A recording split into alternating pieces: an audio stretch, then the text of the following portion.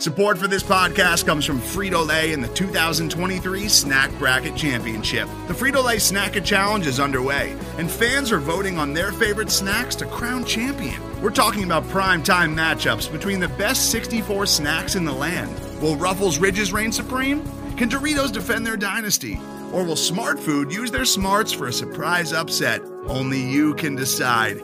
Get in on all the action for a chance to win up to $1,000 or a year's worth of snacks. Let your snacks be heard. Just go to fritolaysnacket.sbnation.com to vote and enter for a chance to win. No purchase necessary. Sweepstakes ends April 3rd, 2023. Void where prohibited. Year's worth of snacks awarded in the form of 52 coupons, each good for one bag of chips. See official rules at fritolaysnacket.sbnation.com.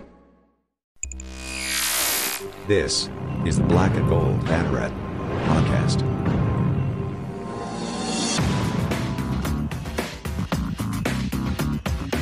Now, here are your hosts, Jeff Sharon and Eric Lopez. What is up, Night Nation? Welcome to the Black and Gold Banneret Podcast. Jeff Sharon, Eric Lopez with you here. I'm finally back after being on the DL for 2 weeks with a back operation. I'm feeling, better. One day at a time, at least I can sit up, I mean, You're moving. I'm moving and shaking, and it feels good. It feels good to be back. How are you, Eric? I'm doing all right. It's good to see you again. This is like an old school feel here with the two of us. Here. Yeah, it's like back in the day, and it's fitting. It's signing day. We're the original band doing an acoustic set. Yeah, exactly. So, all right, busy show. We've got early signing period. 15 new guys coming to UCF football. We're going to break that down. Hoops. First conference game last night in Philadelphia. They kind of had a conference preview week in the American. UCF gets a win over Temple on the road. It wasn't pretty, but it didn't have to be because the defense was amazing. We'll talk about that. And also women's basketball continues to roll with their big road trip. They got a big win over Seton Hall that really ticked off the Pirates head coach. We'll talk about that. And some other things too. We talked about McKenna Melville earning third team All-American, first team academic All-American for volleyball. Lots to talk about, but we know why you're here. All right. And it's because we want to talk about the signing day. Early signing day, I think we can conclude as a success for UC. Well, I mean, we don't know how successful it's going to be until 4 years from now, obviously. But here's the breakdown: 15 guys, 10 of them from the state of Florida, 4 from Georgia, 1 from Texas. Gus Malzahn got his quarterback, Thomas Castellanos, from Ware County in Waycross, Georgia, who is down in Southeast Georgia, a guy he's had an eye on for a long time and has really kind of taken on the role of the, sort of the spokesperson for this class, Eric. And they surrounded him with some young weapons, including Tyler Griffin, who's a 6'5" tall wide receiver, Quan Lee out of Buchholz High School in Gainesville, Jordan McDonald, Stevens Grant, big 6'4" tight end, Xavier Townsend, who's kind of from Berkeley Prep in Tampa, who's kind of like a Swiss Army knife type, but UCF is listing him as a wide receiver, and a couple of offensive linemen. So I want to talk about the offense first. We'll get to the defense in a second, but let's talk about this offense, Eric, because I think this, to me, and I wrote about this on the site, this was Gus Malzahn putting his firm stamp on this program with this group. Don't you think? Not only that, I would go a step further. I think for the first time ever in the Division I era, UCF has a legitimate great recruiter in Gus Malzahn. And that's it. I listened to him on Wednesday talking about this class, talking about these players. I don't know how much you were able to watch it, but you could just sense in his voice that he loves recruiting. He talks about each player. He talks about the NFL talent, quote unquote, that he has brought in. And each row, I think he compared Xavier Townsend to Peyton Barber, I believe. I mean, the guy loves recruiting. He has a plan. You mentioned the 10 kids with Florida, but he just has a plan. I don't think UCF's ever had somebody like this. George O'Leary was more of a developer. He did not like recruiting. He didn't really care for the whole process. He just kind of wanted to develop players. Scott Frost wasn't here long enough to know if he was a great recruiter or not. I think he benefited in retrospect in getting talented players because he wasn't George O'Leary. He got two real. He Frost, to his credit, did get two really good classes. But you're right. I didn't. We did not enough data. Right, and then Josh, I don't think it's been proven to did a great job here recruiting while he was here. Gus does, and it shows here on the offensive end. And kind of the way he's just, processed this. I mean, he's got immediate impact players, and the way he relates to the high school players, you could tell he's in control. I thought it was impressive. I look for signs of certain things. You didn't sense any players flipping, a ton of players flipping or anything like that. Certainly we didn't have a player in this roster bolt and he didn't get stooped for a guy who's going to Jackson State like the other clown in Tallahassee. So I think this is, to me, that's my biggest takeaway. Because look, you and I have talked about this for years. You've written about this, right? The rankings are what they are. We don't know who's going to be good in 3 or 4 years. I hate the rankings. I understand. Anyway. But I think you have to acknowledge, Jeffrey, that with Gus, you have to feel really good about the talent upgrade from a recruiting standpoint. I think there's more room for error with this class, especially as you get into in the offensive end, than say past classes for various reasons. I think Gus is a elite recruiter, and let's be real, people are excited about this program going to the Big 12, and I think that's helping. Yeah. Kyle Nash has joined us here on the show. Kyle, what's up, dude? We're talking about Gus Malzahn and pulling in this recruiting class. You've been following this program and seeing what they need, and I want to know what you think about this, because I think you follow this really, really tightly. Is like Eric and I were talking about, this is Gus's big stamp on the program now. Right. What was your big impression coming out of yesterday with these 15 guys that UCF pulled in? I mean, for my money, listen, pardon my bias, you've seen the painting over my head before, with the Aaron Evans original with me playing O-line. I love that he's got two big men coming in to handle some business and get some more protection in here.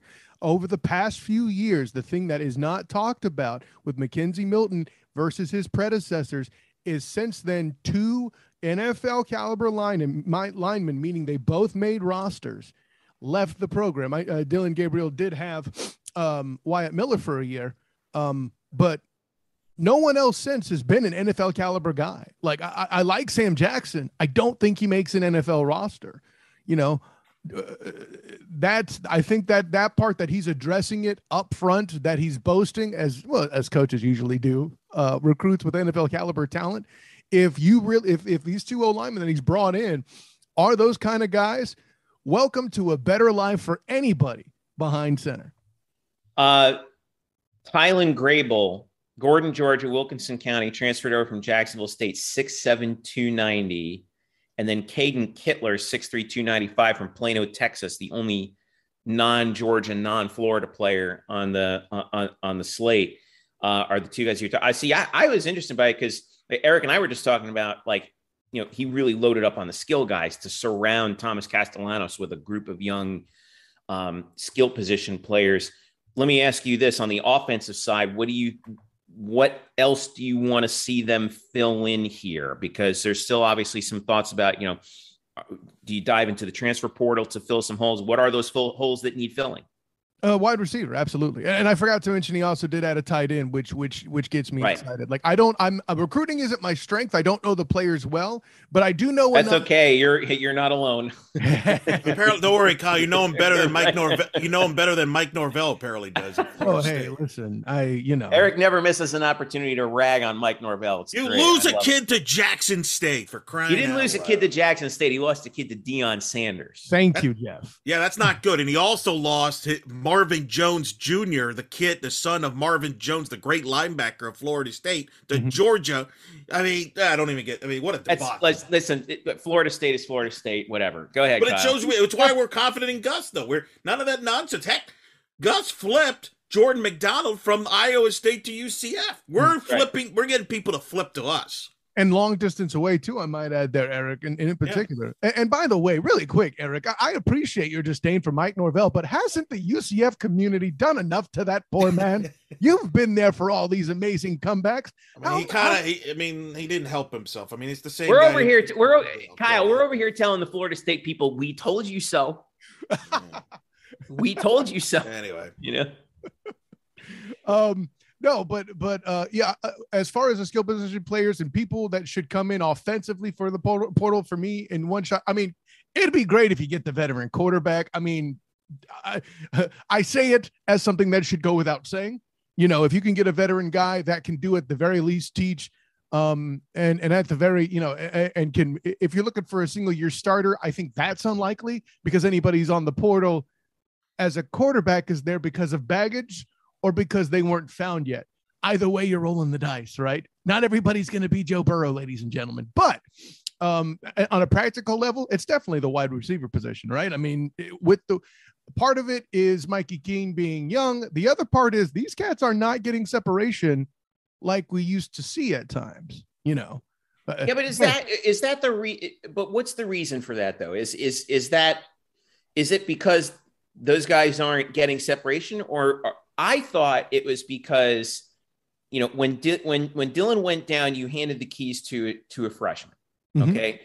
And God bless Mikey Keene, really improved over the course of the season, especially in the last 5 games. And I've talked about that and showed the numbers on Twitter, but it was very obvious that the offense was limited because they were only going to do what he was comfortable with. Sure. And he wasn't really that comfortable with going downfield. Right. So I don't know if that's entirely the receiver's fault, is it? Oh, no. I'm not saying that is the main thing. I'm saying it is a factor. Listen, my dad, Ray, he rest in peace. One of the best lessons he taught me was rarely are problems one thing and one thing only. I think that's part of it. And again, look at all the talent that's been lost to the NFL in the wide receivers part, right? Marlon Williams. I could go down the list. Marlon Williams, Otis Anderson. Unfortunately, another, may he rest in peace. Jacob Harris. Gabe Davis, and there's more before that. Going back to Traquan, right? Yeah, so. And you going back that far, that tight end spot with Coobs and Jordan Akins. Jordan Aiken. Yeah, I always get the Jordans mixed up, but I mean that's how much talent has been lost on the outside of the hashes. Yeah. All right. Well, I want to talk about the defensive side of the ball too, because I think that this was really interesting. I thought that these guys were really. When you look at them, you now know the philosophy that UCF wants on defense right now. So 2 big defensive ends on the outside who are just straight pass rushers. All right. KT Thompson, 6'3" out of Lakeland. And I'm looking for him on the list. And for some reason, it's not listed by position, but Jamal Johnson, 6'2" out of Miramar, Chaminade Madonna.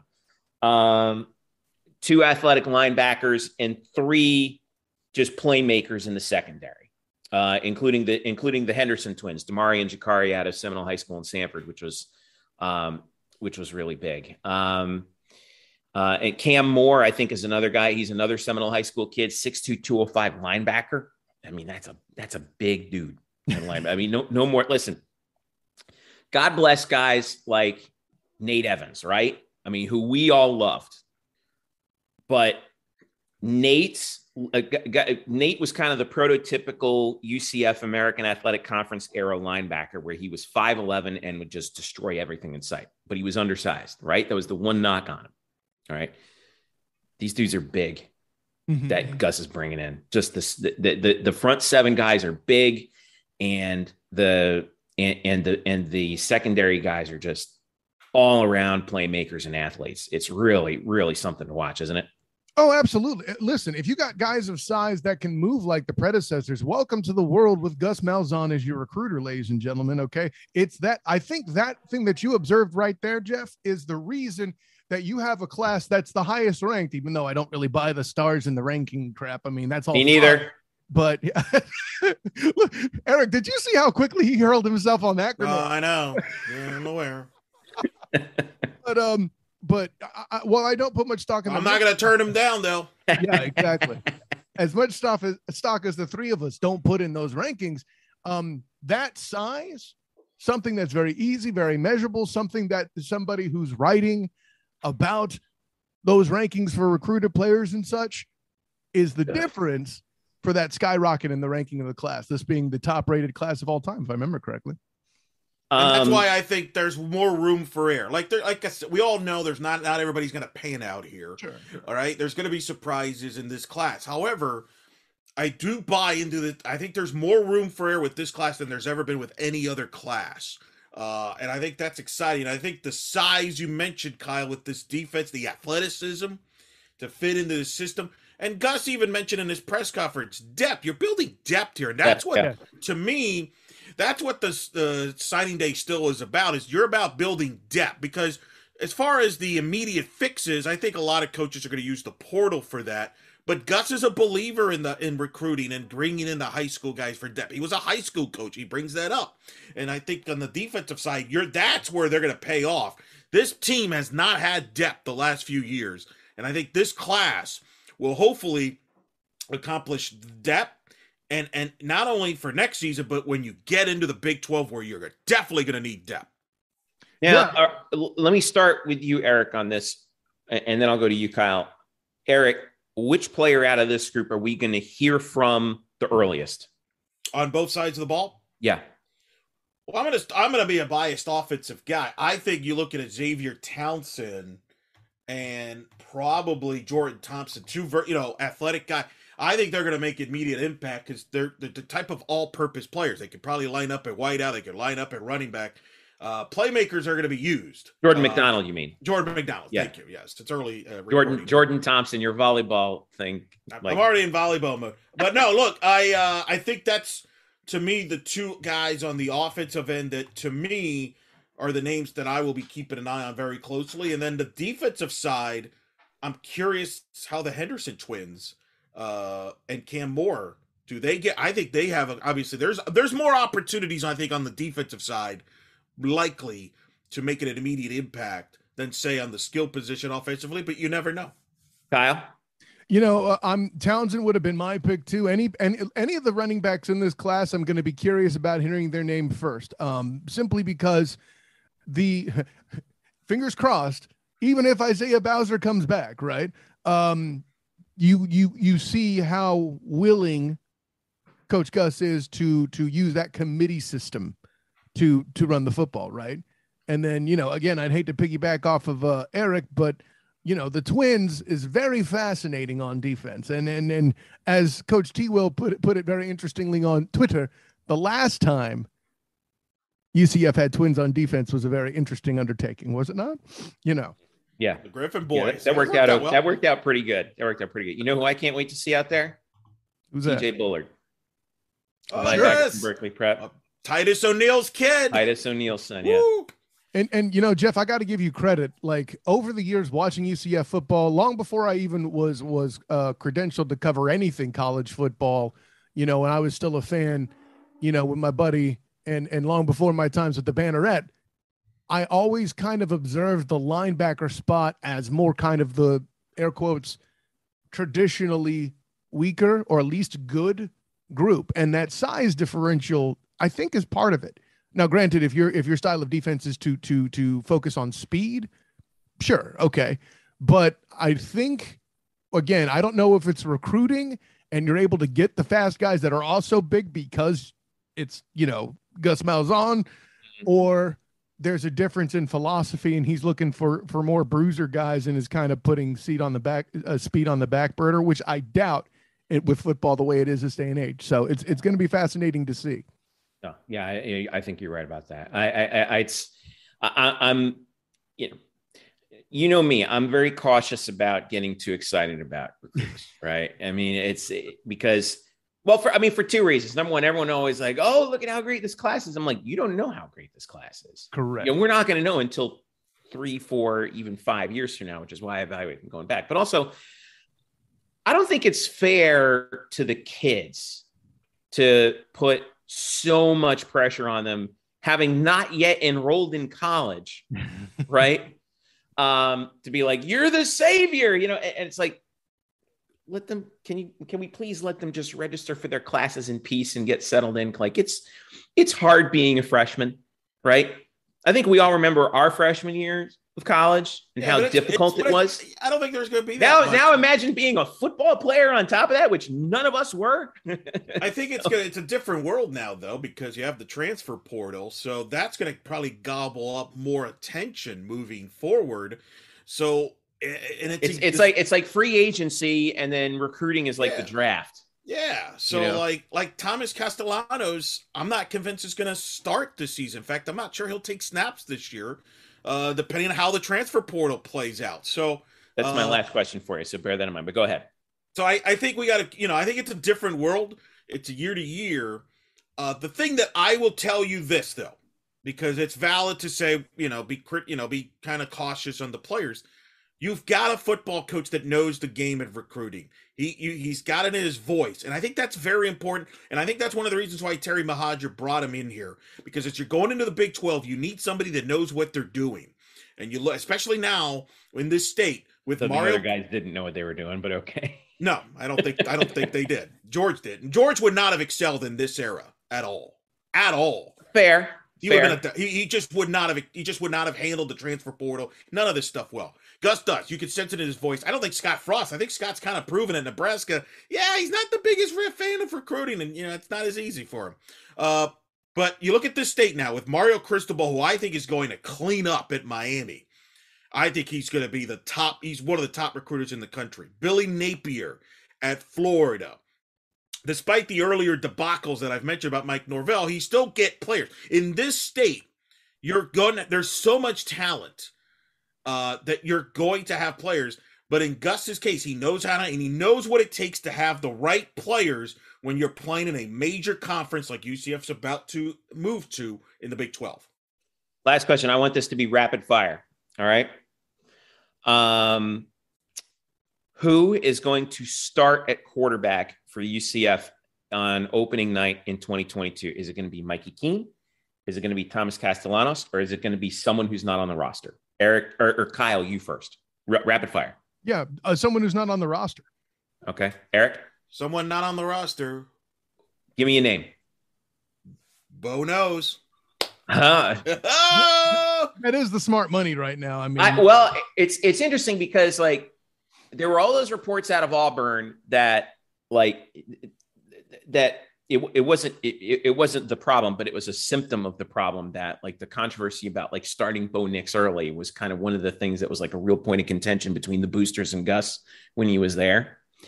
But apparently, Gus's relationship with Bo was just fine, because if Bo is out there saying, something, I think I might want to run it back with Coach Malzahn again, that tells me that, maybe the situation there was, Gus was like, hey, Bo's a really good player, but I just don't think he's quite ready yet.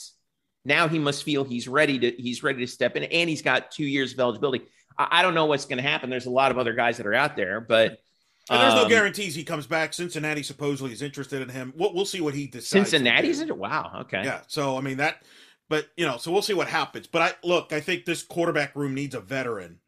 And the odds are, what I would say, even if it's not Bo Nix, they're probably going to bring in somebody that's got starting experience and a veteran to this room. You have to, just because, as you know, the quarterback position can be very volatile. You're one play away from being, the next guy stepping in. So I think, to me, the easy bet is the guy that's coming in. What about you, Kyle? What do you think? No, I mean, again, Eric with the Thunder bringing the Bo Nix answer. That's good there too. The Indiana quarterback being taken off the table. And as I understand it, there's still the Ohio State quarterback chirping in the background there somewhere in the transfer portal. One can't. No, he went to Texas. He's going to Texas. Okay, I didn't. They found the bag for him too. I mean, welcome to the NIL. Which, by the way, to quickly go back to your previous point about can freshmen just be freshmen and not have so much pressure on them? Hey, listen, the NIL encourages the opposite to happen. Keep that in mind, Jeff.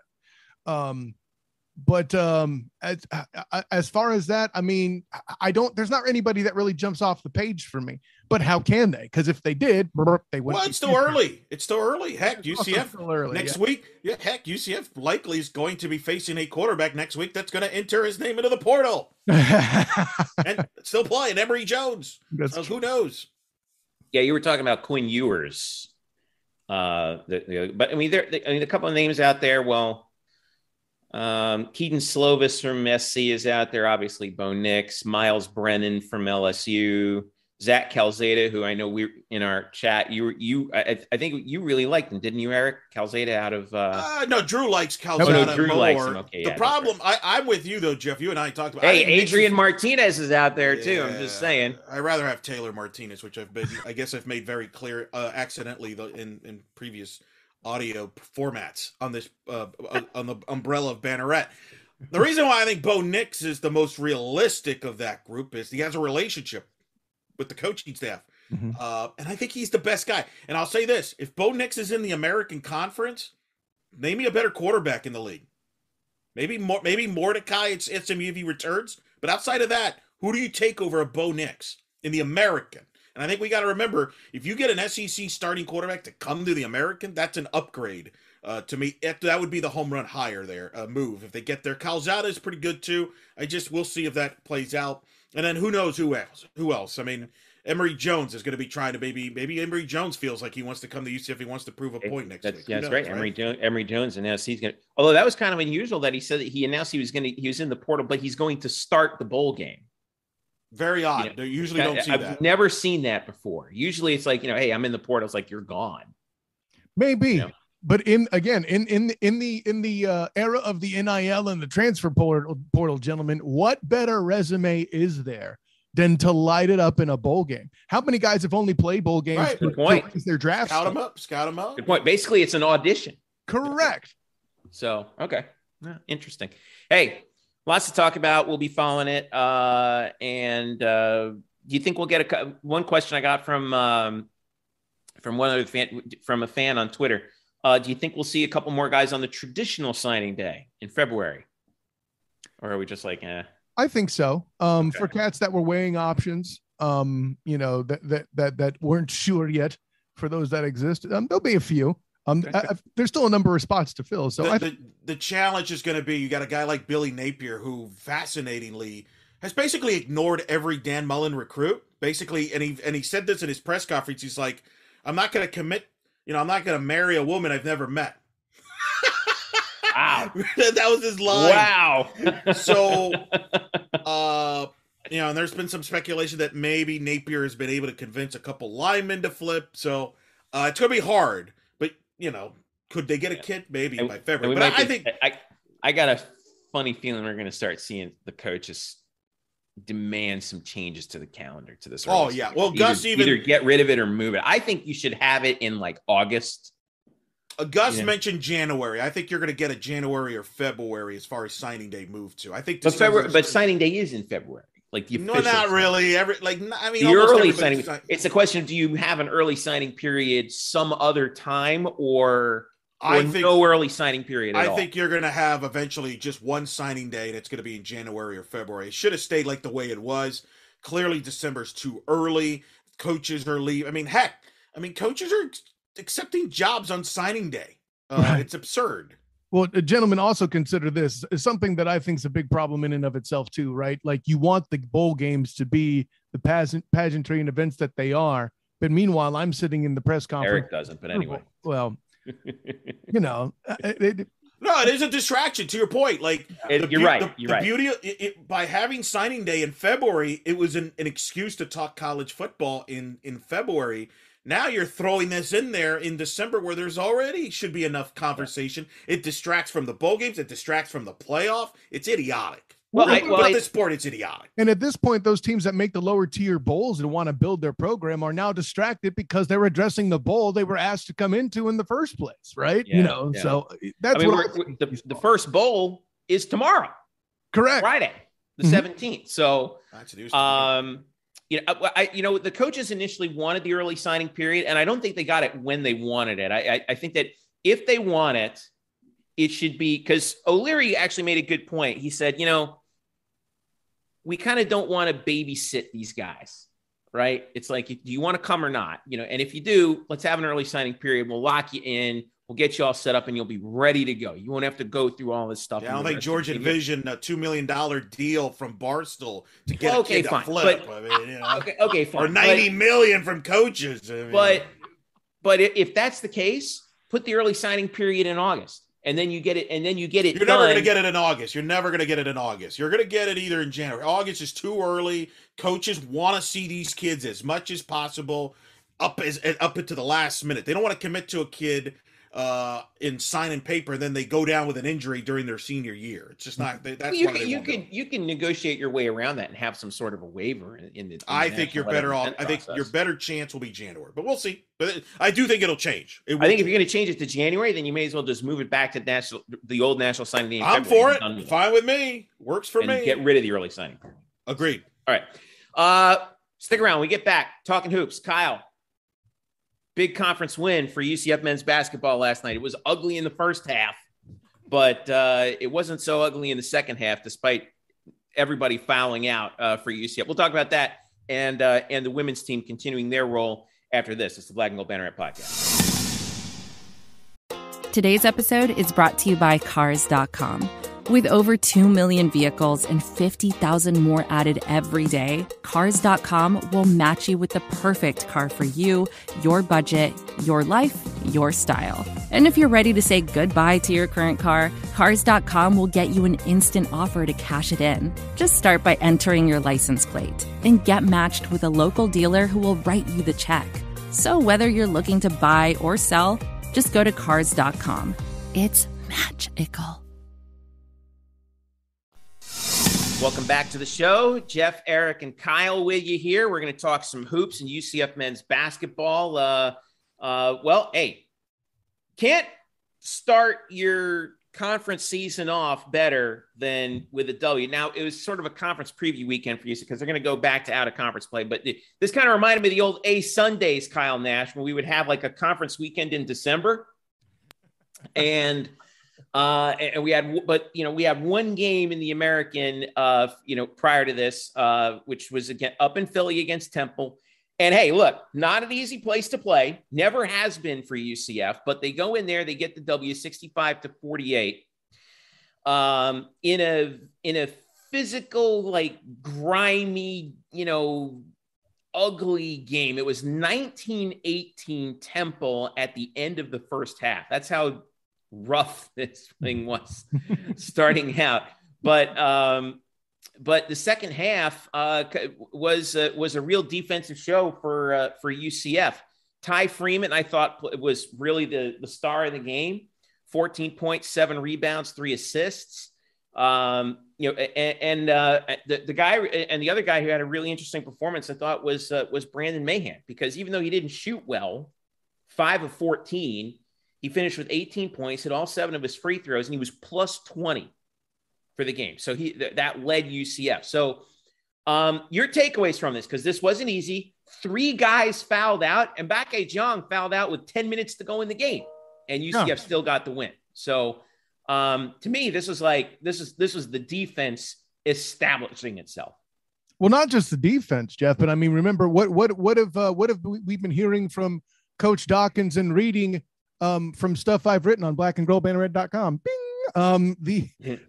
The whole concept of this team has been depth. They move around the starting line to fit the situation. Why? Because they have enough starter caliber guys with their depth. I saw something on Twitter saying that Freeman should start. Hey, he might one day, because everybody's that good. They have depth. And specifically the defense, I love that you mentioned that. If Bakke is fouling out that early in the game and they're still getting a dominant 17-point win after what you called a rough start, what more proof do you need? It's not like I need Columbo over here to get you more evidence. Sherlock, stay home. The mystery is solved, folks. Eric, you seeing how this team kind of pulled it together, this was a really, I thought, a really satisfying win because it wasn't pretty. Well, right? first of all, I like that. fire the entire officiating crew in that game. They're a debacle. Good Lord. Let these players play, for number one. Number two, All right, Eric getting his obligatory rag on the officials. Go ahead, carry on. Second of all, where are you Temple fans? This is a basketball school in Temple. Where are you? That building was empty, which created no atmosphere, which I actually think helped UCF because they got off to that slow start, but there was no atmosphere. You can't get any vibe. I think that helped UCF a lot. Listen, UCF was 6 of 31 in the first half of the field. It was not pretty. 19%. Second half, 15 of 23, 65%. Well, credit to Darius Johnson, because remember, Darius Perry was in foul trouble the whole night, was a non-factor. Johnson got some heavy minutes at the point guard position. Obviously, Darren Green has shown all year he could be a go-to guy offensively. Look, this was a big win. They needed this win. Temple's they're going to stink this year, quite frankly, because they're without their best player, Battle, who's out for the year with a foot injury. And he was going to be probably a first-team all-conference performer. He averages 20 points a game. So that's a huge loss for Temple. So they're going to struggle. And UCF can't afford – the American has had a struggle this pre-conference. It's not been pretty. They're rated about. Go look at what's going on at Memphis to see how rough. Right now, Memphis did beat Alabama, so maybe that could help turn around some things. But the bottom of the league has been atrocious. So my point is, there's not a lot of room for error in the conference slate. So you can't afford to lose games like against the shorthanded Temple team. And what makes this Florida State game coming up big? Yeah, it's very rare. I'll never say there's a must win in December, but this Florida State game is pretty close, because you don't have too many more opportunities to add to the resume in the non-conference. You've got Florida State and then Michigan coming up. You got to at least split, if you're UCF, to add to the resume, because once you get into conference play exclusively, there's not going to be as many opportunities to improve your resume in conference because the league is down this year. Yeah, well, that's a great showy win. Yeah, that's a great showy win for sure, Eric. And the thing I want to add in too, Jeff, you mentioned coming in, Brandon Mahan leading among starters with 18 points, starting to catch fire since that Bethune-Cookman game at home. That tune-up game, I hate to keep dropping, as I wrote for Banneret.com, but hey, I want them to come to the site. Why we do this podcast? It's okay, Kyle. It's fine. But I had written there that those games, the North Carolina A&T and the Bethune-Cookman game, were both very important to try to get confidence for Adams and Mahan back. And for Mahan, it's working. And to get that going in the Florida State is huge, to get that showy win. Yeah. Well, let's talk about this a little bit more, because it's down at Sunrise at the BB&T Center, my old stomping grounds. Florida State comes in. They struggled, Elo. They lost 3 in a row at one point to Purdue, Syracuse, and South Carolina. Yeah. They're coming off a 37-point win, but it's against Lipscomb at home. They needed overtime to get rid of Boston University. They lost to Florida by double digits. They beat Tulane, but by 5 at home. To me, the Noles are kind of a wounded duck right now. Yeah, that's why this is a huge opportunity for UCF to jump in on. And this is not as good of a Florida State team as last year's Florida State team that UCF beat in Tallahassee, where Mahan went wild. This Florida State team is still trying to find themselves. They haven't gotten consistent play out of the point guard position. They have struggled to shoot from the perimeter at times this year. There's a familiar face that certainly American Conference fans know about. Caleb Mills leads the way, averaging 12 points a game. Leonard likes to play a deep roster. This is interesting. You got two teams that like to go with depth, and Florida State in particular. Their size, they're still big, but they don't have that lottery pick guy. They don't have that Scotty Barnes type. They don't have a Vassell type right now anyway. I think Leonard and Florida State will figure it out as the season goes. You just hope it's not this Saturday in Sunrise. After that, you got 4 days off, and then North Alabama next Wednesday, which is a nice little, should be, you would think, a nice tune-up for Michigan on Thursday the 30th. So opportunity here for UCF to come into that Michigan game at least, with 9 wins. If they get the win against Florida State and North Alabama. You're 9-2 heading into Michigan. And I'm looking at this. It's never too early to look at the net rankings, is it, Kyle? 44 for UCF. Florida State is, I just saw them a second ago. There they are, 78th. Yeah, they're slow. So, and for UCF, not a bad start, right? I mean, not a bad start, but you're not going to get too many great opportunities. I mean, I'm curious if you look it up where the American teams are in comparison. Well, Houston's 5. That's pretty good. That's pretty good. And then UCF is the second AAC team at 44 since he's at 46. Right. Wes Miller is a sleeper coach. Has done a good job taking over the Cincinnati program there a little bit. But look, this Florida State game's big. I mean, the question is, do you feel that you have a better shot of beating Florida State right now in Sunrise or Michigan at home in a couple of weeks? I actually think it's Florida State right now. Florida State still just doesn't know who they are. I think if you're UCF, you kind of know who you are. You beat them last year, so you should have the confidence. You're playing them at Sunrise. It's not going to be a packed building. Florida State plays there every year, but they usually struggle there. So I want to see, to Kyle's point earlier, the Brandon Mayhem that's starting to play well. That's got to continue. How they beat Florida State last year was Mayhem went off, Isaiah Adams went off, and Darren Green went off. Leonard Hamilton, both of the look, if you like defense, these two teams will play defense. That will not be an issue. Malik Osborne's a kid to follow, that UCFs have to worry about for Florida State, as well as Caleb Mills. I think it's going to be a tight game. UCF's got to execute better offensively. They cannot shoot like they did in the first half against Temple, because you don't want to dig yourself a hole against Florida State. Yeah, that's true. Kyle, last word with you. Yeah, absolutely. And you mentioned the Mahan piece. At the very least, I would think we want Brandon Mahan performing well enough to where he's at least drawing the attention, because if he's out there, kicking him around like last time, that's going to be in the minds of the coaches. Let them draw to that. And then we'll pull some other cards out that are, you're going to pay him attention. CJ Walker dunk and Bakajan dunk, that kind of thing. And then when they start to spread out, we'll light Darius Johnson out there. Then Perry will do his thing, as he often does. That all starts with drawing that attention there. I mean, with depth, you mentioned there's no lottery pick. If you got depth, you need team ball. You play European style, and you beat them that way. And the way you do that is by spreading an opponent out and letting them know, not know where they're going to get hit. It's that simple. I tell you, the one guy I'm looking forward to in this game, you mentioned him, Kyle, CJ Walker. This has CJ Walker breakout. Yeah, hopefully the refs will let him play. Let him play, because they're both teams like to bang inside. Yeah.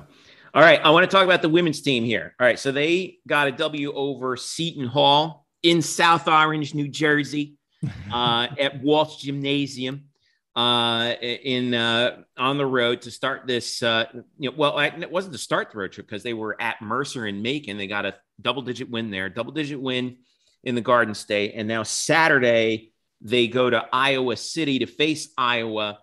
And a game that you can see on the Big Ten Network Saturday at 7:30. But I want to talk about... No, it's Big Ten Network Plus. Big Ten Network Plus, excuse me, you're right. Unfortunately, by the way, shame on you, Big Ten. Like, seriously, Big Ten Network Plus, just sign with ESPN. Make our lives easier. Don't, none of that nonsense, Big Ten Network Plus, with your student broadcaster nonsense. Continue. But the... we were student broadcasters at one point. Yeah, but we were actually know what we were doing. These kids these days don't know what the heck they're doing anymore. Yeah, well, they said the same thing about us. And look at anyway. I knew what I was. Sorry. Right. Yeah, exactly. At least I know not to call a team by Golden Knights. There's a point. Good point. But here's the story right now. Diamond Battles is going off. Yes. It's right now for this season, 14.8 points. 4.1 rebounds. She's got 31 assists on the year, 22 steals. She's shooting, get this, 43, 39, 86 splits. So, wow. Like, what's going on here? Because this is approaching KK Wright levels, isn't it? It is. And it's because Tani Valerio's the development of point guards. We've seen it since they have arrived. This is the latest development. You mentioned KK Wright. They've had, Skate Saunders before that. I mean, the list goes on and on. Sounds like a good feature there for Bryson down the road to work on. Anyway, there you go. We're just going that one all fourth wall there. Start assigning things to people. Assigning people on here. But no, Diamond Battles. And she took over that fourth quarter in the Seton Hall because Seton Hall made a run. It was a game. And Kyle, this has been a theme. You and I have talked about this. You've written about this on blackandgoldbanneret.com. You've seen it up close in the women. This team wins the fourth quarter. And Diamond is usually in the middle of it, taking the game over. They have a closure. Yeah, it's not just. I mean, well, first of all, Diamond Battles is usually doing her thing throughout the game. It just happens a lot in the fourth quarter as well. And you mentioned the fourth quarter performance, them being part of their identity. How about more often than not holding a team at some point to a single-digit scoring quarter? Like I don't think they've done that in the past two games, but it's a thing that happens. It's a goal they have. Coach Abe herself has said two things that she tells her players that I think makes this team's identity. Try to get at least one quarter defensively where the opponent only does not make double digits. And within the first 5 minutes of each half, attack, get fouls, and free throws have definitely been an identity for Coach Abe's team. We talked about how good this team was last year defensively, and remember how close they came to being one of the few teams in history to hold their opponents under 50 points a game. Mm-hmm. Guess what? They're doing it again, and they're even better at it. They're third in the country right now, 45.9 points per game allowed. That is suffocating defense. But this game against Iowa is a big one though, because they're right with Iowa right now in the early net rankings. Iowa's at 30, UCF is at 33. South Florida, by the way, is at 29. Put a pin in that for later. But Iowa just lost to Iowa State, who's number 15 in the country right now. This is a tremendous matchup on the road. This kind of has some like tournament preview potential too, doesn't it? Oh, huge. Iowa was a Sweet 16 team last year. With Connecticut star player Paige Beckers out now 8 weeks with knee surgery, UCF's likely going to be playing the National Player of the Year on Saturday in Caitlin Clark, who could score from anywhere in the building. And I think this will be the biggest challenge for UCF defensively that they have faced this season and maybe the last few in the Abe era. That's how good Caitlin Clark's going to play at the next level if she stays healthy at the pros and an international level. Iowa likes to push it up. You're going to laugh, but I actually listened to a few minutes of the women's basketball head coaches show that they have at Iowa. They take their basketball seriously up there. They have a coaches show, and they talked about they want to speed up UCF. They want to make this a track meet. They don't want to get caught up in a half court game, and I think that's something to watch. Well, you can't watch because it's Big Ten Network Plus. You got to pay $10. Nonsense. Anyway, but you can follow it on Stat Tracker for free. It's one of those deals where the tempo of this game is going to be pivotal for UCF. And I'll be fascinated. Does Tay Sanders draw Caitlin Clark? It might take a group effort. Of course, you play the zone against them. Very interesting. Of course, as we know, this is a homecoming for Coach Abe, who played at Iowa for Vivian Stringer from 88 to 90. She played for Andy Landers at Georgia, transferred to Iowa. She's from Iowa. It's a homecoming for her. She in that state, so that'll be significant.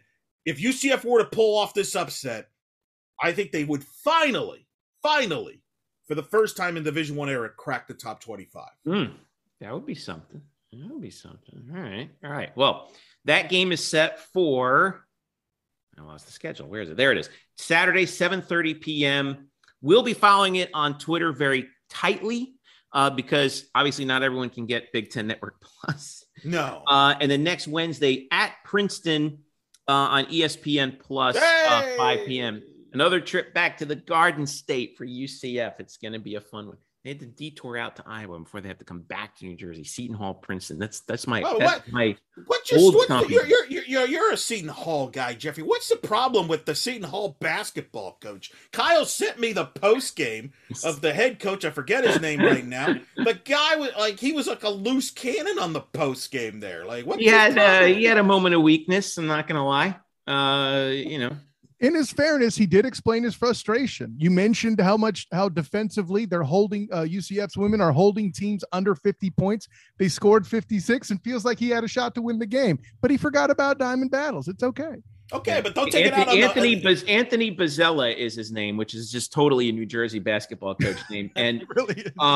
And he kind of went a little Denny Green. Yeah, give a Cliff Notes version of describe his behavior. Basically, he kind of lost his patience a little bit during the press conference, and essentially said, they are who we thought they were, and we let them off the hook. And listen, shouts to my buddy Bobby Blackjack of I-95 for providing the clip. But my dude, I had told him, hey, if you can, ask him what he thinks is unique about UCF's team. He did not get a chance to finish the question before Tony there went nuts. Just saying. Well, hey, my hope is that every time with all of these teams, like especially Seton Hall, is that keep on winning, guys. Well, they were picked third. They were picked third in the Big East, so right. It's a quality win. It's a good start for the road trip. But now we're going to see how they match up with Iowa. This is a big Saturday for both men and women's basketball. Yes. Men with Florida State and Iowa women's. This is a pretty tasty Saturday of basketball to follow. I love it. All right, we're going to take a break. When we come back, Bryson Turner is going to join us. We're going to talk a little bit about volleyball. Baseball schedule's out and lots of other stuff on the grab bag. Don't worry about it. We're coming right back. It's the Black and Gold Banneret Podcast. Welcome back. Jeff and Eric with you. Bryson Turner joining us here too to talk about the little grab bag of what's going on around the world of college, around the world of UCF sports. And it's December, so there's kind of not a whole lot going on, but we did get a nice little drop of some news from UCF baseball. Their schedule is out. We kind of like scooped it a little bit by snooping around the Twitter accounts of some other schools, but some good home matchups here, boys. In particular, Ole Miss, March 4th through 6th. Miami comes to town March 16th. South Florida opens the conference season April 1st through the 3rd. East Carolina comes here April 14th through the 19th. They've got 12 games. This is from UCF's release. 12 games against 2021 NCAA super regional teams. ECU, Ole Miss, South Florida. 33 games against teams in the top 100. This is listen, it's not easy. By the way, the schedule starts February 18th. That's Friday, with the first of 3 against Siena. Some old friends coming down from that. Bryson, you looked at the schedule. This shapes out to be a pretty good schedule. You got a nice little ramp to some of the tougher games because you go Siena, UNF, Georgia Southern, Stetson, and then Ole Miss, right? So thoughts on the schedule? Yeah, I think I would agree with you on that front. It's a good good first part of the schedule to tee up Ole Miss. It's certainly good to have them come to John Giuliano Field this time, especially considering what happened last time when UCF went and faced them on the road. And then what I'm really excited when they were number 1 in the country. That was back then. That was a big moment for UCF. Anyway, go ahead. I'm sorry. No, not a problem. I will say that what I'm looking forward to is this conference schedule coming up at the end, because Eric and I have talked about this last season, and the American in baseball is just really fun to break down. And so, for one, I am really excited to see these 6 games that rematch the American Athletic Conference Championship game from last season, because that was a great game, even though we lost, which sucks. And USF, I took a look around the American rosters, and USF is returning people like one of their best hitters, Carmine Lane, 2 of their pitchers from that series, Jack Jasike and Brad Lord. Basically, USF is still I think a pretty formidable opponent, and so to see us going against them 6 times, I actually think I'm looking. I believe they're the only conference foe that we play. Yeah, that's by design, or we'll play 2 series against at least. Yeah, that's by design. They'll play them 6 times. This ain't Daily Stampede, by the way, so that's enough talk about them. I think by the way, it's important. So, I know. It's just the point. It's just the point that. Yeah, we don't need to talk about them anymore. Look, I think this is important scheduling when you consider that the starting rotation will likely have 2 new faces, possibly. Right. So I think Greg's done a nice job here of easing in a rotation. Unlike last year, where you opened up with FAU and it was just a chaos. With a young staff, I think that's important. To your point there, to build it up. Now, you didn't mention the fact they got to go to Florida State as well during the midweek for a couple games during the season as well. So there's challenges there. Having the strength of the conference gives you that leeway of not, overscheduling in the non-conference. That being said, Ole Miss coming here is significant. That'll be fun. That'll be packed. They go to Georgia Southern, which I'm blown away by the facilities at Georgia Southern, by the way. Beautiful park to have up there in Statesboro. Can we take notes on that? Anyway, that was very good. So I think, though, the schedule's good because it's going to ease in this young rotation. And again, you could have 2 new starters. Me and Bryce have talked about this in the past. That's, I think, part of the strategy here for Coach Lovelady. Also, I will say April is going to be a really key month for this team. I mean, when you think about it, you start with USF, and then later in the month you have you have a 3-game series at home with East Carolina. You have a little break in the midweek with Jacksonville, and then go take on Wichita on the road to take on Wichita State. Honestly, if I would have to say the 2 biggest threats, or the 3 biggest threats for UCF in conference, Wichita State, USF, and of course ECU because it's ECU. Yeah, I would agree with that. I think that's fair. East Carolina is the standard in the league. The job that Cliff Godwin has done, they're the team. They're the team to beat until proven otherwise. I mean, he's done a heck of a job there. So ECU, but UCF's played pretty well. They split with ECU last season as well. South Florida, we'll see if they can kind of carry that momentum they got in the postseason into the regular season. Wichita State's kind of a weird team. Eric Wedge, the head coach there. We'll see how they do. And then a program like Houston, which hit rock bottom last year, can they bounce back? I think those are some of the storylines in the American Conference. But again, it starts in the non-conference, and we'll see how this team looks. And I think they got to build that pitching staff, that confidence with that staff. And I think this schedule, starting with Siena, we'll get to see some answers. Little side note that we got from our old buddy Brian Murphy here. Did you see this one? UCF could face as many as 6 top 100 MLB draft prospects this season, based on MLB.com's list. Carson Whisenhunt from East Carolina. 5 of them are pitchers. Carson Whisenhunt, East Carolina. Parker Messick, Florida State. Bryce Hubbard, Florida State. Carson Palmquist of Miami. Derek Diamond of Ole Miss. Those are the pitchers. And then 1 position player, Ole Miss catcher Hayden Dunhurst. So some talent coming in on these opponents too. So that Murphy guy, he's got a future in covering baseball if he wants. He's pretty good at it from what I hear. We got some volleyball news because we're not going to let you get out of here without getting that. McKenna Melville, 3rd team All-American. She was the first player in UCF history to be named better than honorable mention. She's been honorable mention all 3 years prior to this year. This year she made the 3rd team All-American. She's also the first multi-time All-American for UCF since Delana Sarden was honorable mention 3 years running in 2012, 2013, and 2014. But McKenna is, 19 double-doubles this year. She's closing in on the all-time leader in kills. She's going to be coming back next year along with Amber Olsen. She'll have a shot next year at possibly being as high as top 10 all-time in volleyball history in kills. Bryson, well-deserved, just like we expected.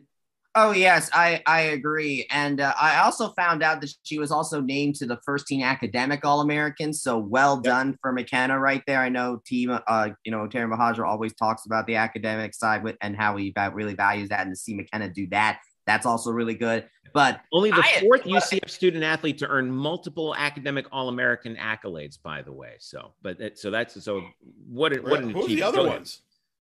That's a good question. I got to go back and look. I don't know. Yeah, I know. That's something I have to double check. I think Mackenzie Hodges might have been one of them. Jenny Heppert did it in 2008 for UCF volleyball, but I don't know. I know Mackenzie Hodges did that in 2015, and so that's got to be one of them.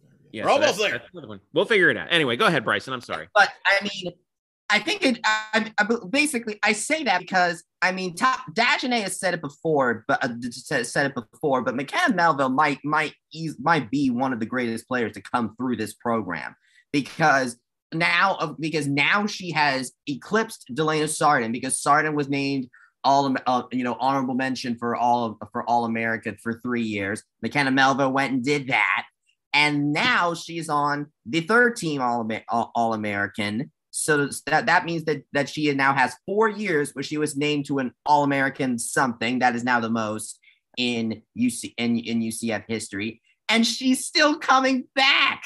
Right, she's got one more year. She's going in that master's program to get her teacher's certificate, and it's let's just say that I cannot wait for fall to come back so we can see this. You know, we're gonna be on McKenna watch for that kills record once it comes around. Watch will begin. Right, but I think it really just shows how I think key McKenna is to this team, but also like we've mentioned before, we definitely want to as McKenna starts to get the legend of McKenna grows more and more, you're going to have teams that are going to scheme against her. And so I hope Dagenet and Maurer and company want to make sure that they have a team that can step up to the plate when teams start to scheme against McKenna and it has a chance of working because McKenna could just overcome that anyway. Well, that's the plan, right? And that's why you surround a player with talent. I mean, we learned that in that last match against UCLA. By the way, Mac May, UCLA, who was the star of UCLA's match, they were, she was first team All-American. So you want to talk about talent on the floor in that match. We saw it at Pauley Pavilion. And UCLA's Zoe Fleck was third team All-American with McKenna, if I'm not mistaken. Yeah. Melville, by the way, is a finance major. And so she did this as a finance major. And now she's going back to get her master's in education. Wow, like unbelievable. So people have asked this. Congratulations. People have asked this about, do you think third team was fair? I probably thought second team, but I don't know how the volleyball works. I'm not going to pretend that I'm Karch Karai and know every single player that made first and second team. I did notice a lot of Pac-12, a lot of Big Ten players. And a lot of players that played within the second week of the season in the Sweet 16. I don't know if that influenced some of the voting. But from McKenna's standpoint, here's the thing. In 5-10 years from now, they're not going to, when she gets inducted into the UCF Hall of Fame in 10 years, they're not going to say, oh, she was a third team All-America. They're just going to see she was an All-American. Right. So, yeah. All right. Real quick, as we wrap it up here, big weekend for UCF football in the NFL. We started the first touchdown on Sunday was scored by Mike Hughes against the Raiders on a fumble recovery on the first play of the game. Brought it back for a scoop and score. The last touchdown of the afternoon session on Sunday was scored by Brashad Perriman, who caught the first time he had been targeted all year, caught a pass from Tom Brady, ran 50-some yards for a touchdown in overtime to win the game, win that fantastic football game, by the way, between Buffalo and Tampa Bay. Gabe Davis scored a touchdown, actually scored a key touchdown late to pull pull Buffalo within a score in the last 5 minutes of the game.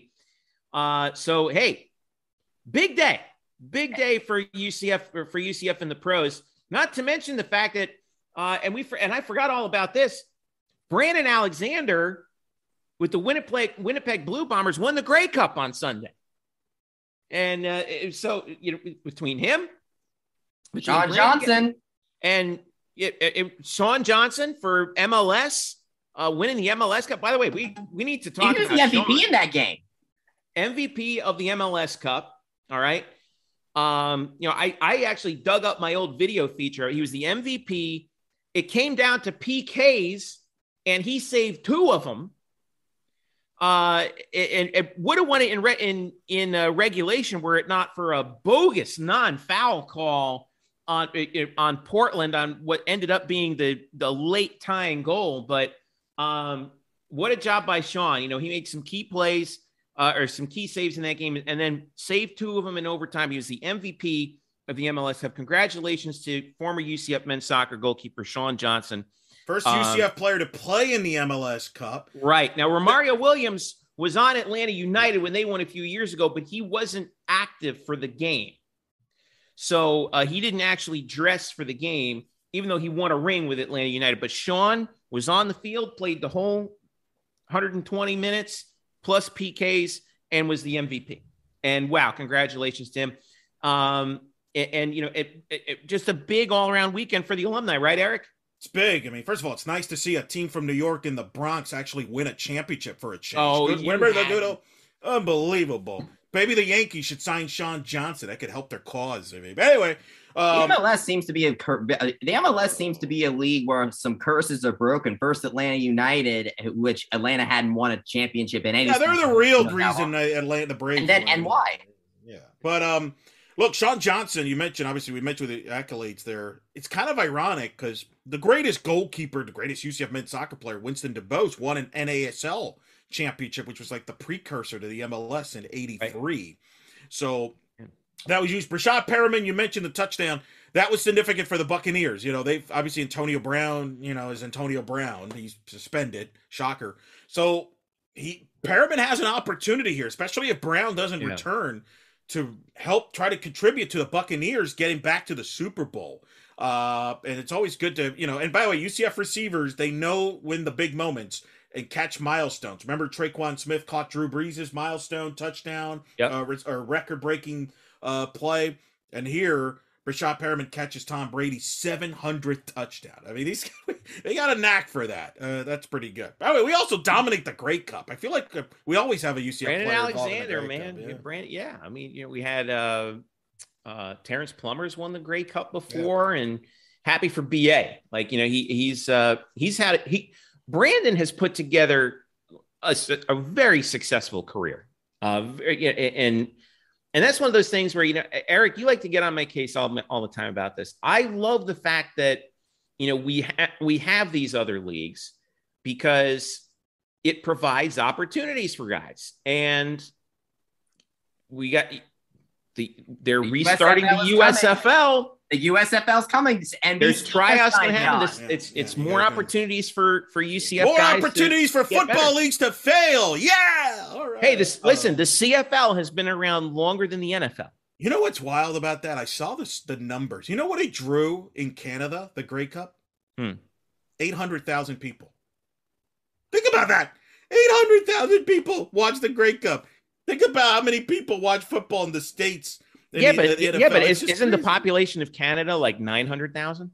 No. So it's like, you know, I think they care more about the puck over there, but it's kind of wild, man. It's just kind of funny to see other like TV numbers like that drop. But hey, man, good for Brandon to make to take care of business there. Happy for BA. Yeah. I also don't want to understate because he's been going at it for so long. But Matt Prater connected on 3 field goals in Monday Night Football for the Arizona Cardinals from 53 yards twice and another one from 49 yards against the Rams. The Cardinals did go on to lose that game, but Matt Prater just continues to just nail it from long distance. He continues to extend his lead even though he lost the longest field goal ever record to Justin Tucker earlier this year. Prater's longevity continues to it just continues because he is the NFL's all-time leader in field goals of 50 yards or more. So he continues to extend that lead. And then last thing that we wanted to wrap up here, Eric Lopez, I know you're really excited about this. Parker Boudreaux is making his debut finally in NXT. His character, Harlan, who is kind of a little on the scary side, I think they're going for, right? That's the goal there. It's kind of a combo of an Undertaker, Brock Lesnar combo there, which is kind of unique there. Interesting. I was thinking more Terminator meets Ivan Drago. Interesting gimmick, I would say. You're excited for this? Well, it's a big moment for him. He had his first wrestling match Tuesday night. It's NXT 2.0 on USA Network. They air it on Tuesday night. He had his first match. He crushed the opponent. And really, when you think of Guru Raj was his name, by the way. Who? Opponent, Guru Raj. That was his name. Whatever. Anyway, so he did his job. Cannon fodder. Whatever. Yeah, exactly. But you look at NXT. You know, the NXT that WWE has kind of recently changed NXT they've changed their philosophy a little bit, where it's developmental. It's always been developmental to some extent, but now they really want guys that have a big presence, big size. And Parker fits that. And so does Cal Bloom, who's actually becoming one of their stars on the show, is called Von Wagner. He just beat Kyle O'Reilly in a big steel cage match last week. Don't be surprised if one of these guys or both of these guys are on the main roster in WWE by 2022, because that's what the WWE is looking for. But two UCF guys now prominent in that NXT brand and could be in the WWE future here in 2022, be a big impact player. They're obviously working out their kinks. I think in Cal Bloom's case, I think he's got to work on his mic skills a little bit better, but his ring stuff is good. His dad, by the way, works at NXT. Yeah, that has to help. Dad's a legend, right? I mean, he's a former wrestler, and he's kind of helping as an agent, basically behind the scenes stuff. And then for Parker, man, because you don't know what Parker knows as far as right now, he's been used more as a muscle guy. He hasn't spoken a word yet, so they're kind of keeping him mysterious. He does have. I was going to say that's kind of the plan, right? Right. And they have his kind of quote unquote manager, if you will. It's not really a manager, but it's kind of playing a manager role. So, but he had his first match. I think he's behind Cal Bloom. If you ask me who's ahead, Cal Bloom's ahead. So I think Cal has the upper hand as far as likely making it to the roster before Parker does. But hey, man, say what you will, whether you like it or don't like it. These are two guys that are moving up and having some success here in the wrestling industry, which is not easy. Yeah. Well, I mean, it's fun. Like, we're invested in it because, we watch them play here. Right. And I think it's fun to see, if you can't make a successful, if you can't find a career in football, hey, this is fun to watch. And the Performance Center's right here in Orlando. Performance Center in Orlando. And then AEW, the competitor to WWE, just announced they're going to have their big pay-per-view in March at Additional Financial Arena. Oh, yeah, that's right. Well, they just had a show here. They had a Dynamite show there recently as well. So they're going to have a pay-per-view, part of their big weekend. They're going to have Fan Fest, and they're going to have their TV show. So UCF and wrestling. It's good to see the Khan family having some success in some of the things that they're doing recently. No, there's definitely not in football. So sorry, that was my attempt at an Eric Lopez style joke. I don't know. Very well. That's very true. All right. We're gonna wrap this thing up here. We wanted to thank you for listening. This is a pretty quick one, but I'm glad we were able to get this one in for you. Make sure you follow us at UCF Banneret _SBN. UCF Banneret _SBN is our current, hopefully relatively temporary Twitter account for right now. But how goes it on that front, by the way? Yeah, it's listen, you got to follow us there because our following didn't follow us for some reason when they we only got 220 followers on the new account, which is driving me absolutely crazy. So please, UCF fans, follow us on this account. You can follow me at Jeff _Sharon, Eric at Eric Lopez Elo. You can follow Bryson at It's Bryson Turner. You can also follow Kyle at the SOTG for the student of the game, the SOTG. And don't forget, we didn't have Drew on the show today, but follow Andrew Glukov at StatBoyDrew on Twitter as well. So we got a big weekend. He's got a commission just like half his Cleveland Browns roster right now. And in addition, next week's show, all right, we're going to be previewing the bowl game. So it's going to be it's going to be huge. It's going to be a lot of fun with Florida coming in. Last game in the Florida Gator for Emory Jones. Yep. We assume that he's going to be playing. You never know. But this will be the most anticipated bowl game for UCF in probably since the Fiesta Bowl, right, Eric? I would say. Yeah. Oh, yeah. Definitely. Since the LSU bowl game. Yeah. I mean, it's going to be packed. I think there's going to be there's going to be a sold out. Yeah. So sold out. 65. We'll have a lot of coverage. Leading up to that game. We'll have some live shows. Drew and Kyle, I think, are going to do some live shows leading up to that game, and we'll have a ton of coverage for it. All right. And we'll be all on top of it for you. So for all of us here at Black and Gold Banneret, for Eric and Bryson and Drew and Noah and Derek and Kyle, I'm Jeff Sharon saying thank you so much for listening. This has been the Black and Gold Banneret Podcast. Enjoy your weekend, and we will catch you next week.